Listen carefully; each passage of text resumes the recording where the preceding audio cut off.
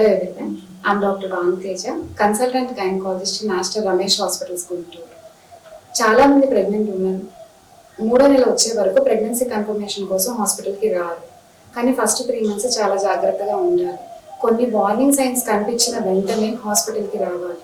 ఆ warning signs ఏంటంటే spotting కానీ బ్లీడింగ్ కానీ కనిపించడం, ఎక్కువసార్లు వామిటింగ్స్ అవ్వడం, కడుపులో నొప్పి వచ్చి బ్లీడింగ్ కనిపించడం, యూరిన్లో చురుకు మంట రావడం. ఫస్ట్ది స్పాటింగ్ కానీ బ్లీడింగ్ కానీ కనిపించడం.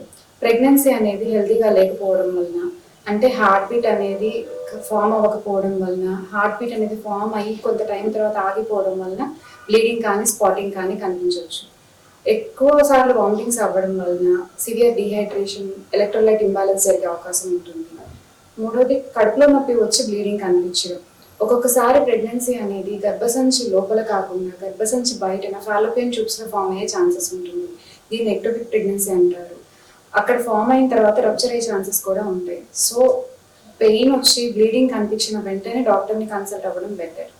ఫోర్త్ది యూరిన్లో చురుకు రావడం కానీ, మంట రావడం కానీ, ఎక్కువ సార్లు యూరిన్ పాస్ చేయాల్సి రావడం, ఫీవర్స్ రావడం, ఇవన్నీ యూరినరీ ట్రాక్ట్ ఇన్ఫెక్షన్స్ వల్ల జరగవచ్చు. సో ఈ వార్నింగ్ సైన్స్ కనిపించిన వెంటనే హాస్పిటల్కి వెళ్ళి డాక్టర్ని కన్సల్ట్ అవ్వాలి. Mother's health is important to keep the baby healthy.